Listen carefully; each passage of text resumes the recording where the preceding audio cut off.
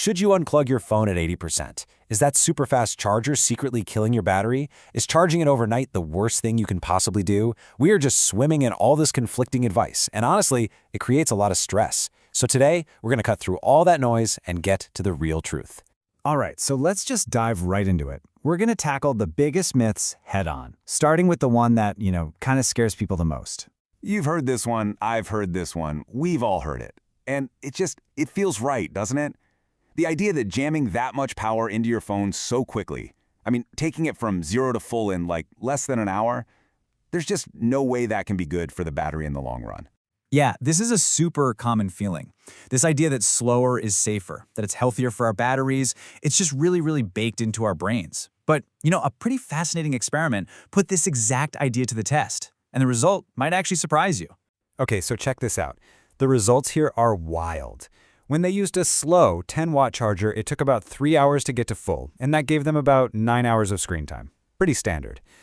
But, and this is the crazy part, when they used a 67-watt fast charger, it was full in just 40 minutes and delivered over 11 hours of screen time. Yeah, you heard that right. Charging way faster actually resulted in 2 more hours of battery life. So, if fast charging isn't the villain we all thought it was, then what about the most famous rule of them all? The holy grail of battery advice: you should only ever charge your phone between 20 and 80%. The idea behind this is actually pretty simple. Think of a battery like a person. It's most stressed out when it's either completely exhausted or, stuffed to the absolute brim. The theory goes that the chemicals inside are under the most strain at those extremes. So if you just keep it in that happy middle zone, you'll extend its life. So, does the rule actually work? Well, yeah, it absolutely does. This 100% you see here, that was the battery health of a phone after 6 straight months of someone religiously following the 20/80 rule. So technically speaking, it's a perfect strategy. And this is the real kicker. While the rule technically works, is it practical? For most of us, no way. Constantly watching your charge level, hovering over the plug, it just creates more anxiety than it solves.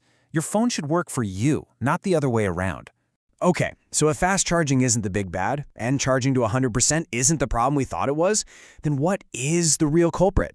What is the one thing that truly, truly damages our phone batteries? After all the myths and complicated rules, the answer is actually way simpler and more universal than you might think. It's the one thing that every single expert, every engineer, and every phone manufacturer agrees on. Heat. That's it. High temperatures will absolutely cook your battery's health and its ability to hold a charge faster than pretty much anything else you can do. And we're not just talking about your phone feeling a little warm. On a chemical level, heat causes permanent, irreversible damage. The liquid electrolyte inside actually starts to break down and form little crystals. And these crystals literally clog up the works, making it harder for energy to move around. And every time this happens, your battery's ability to hold a charge is permanently reduced. Okay, but here's the really good news. The people who make our phones, they know heat is the enemy, and they have poured a ton of resources into engineering some brilliant solutions to fight it, and they're already built right into your device. So here's one of the cleverest tricks they use. It's called parallel charging. Instead of just blasting, say, 100 watts of power into one giant battery cell, which would get super hot, they actually split the battery into 2 smaller separate cells. Then they charge both of those cells with a much more manageable 50 watts each at the exact same time.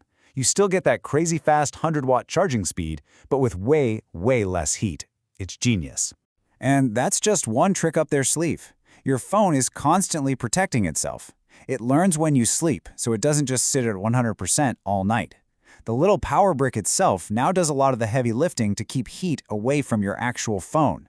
And if your phone does start to get too hot, it'll automatically slow down the charging all on its own until things cool off. So, after all that, what does this actually mean for you day to day? Let's just boil it all down into a simple, stress-free guide for what you really need to do. The big takeaway here is really simple. Stop worrying about stuff like charging overnight or using that fast charger.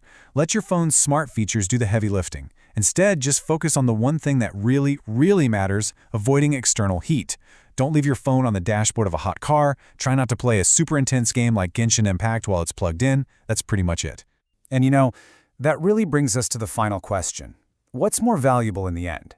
Squeezing out a few extra percentage points of battery health a year from now by constantly stressing about it? or your own peace of mind. Your phone is a tool. It's meant to make your life easier, so charge it when you need to, how you need to, and go focus on living your life, not watching a battery percentage.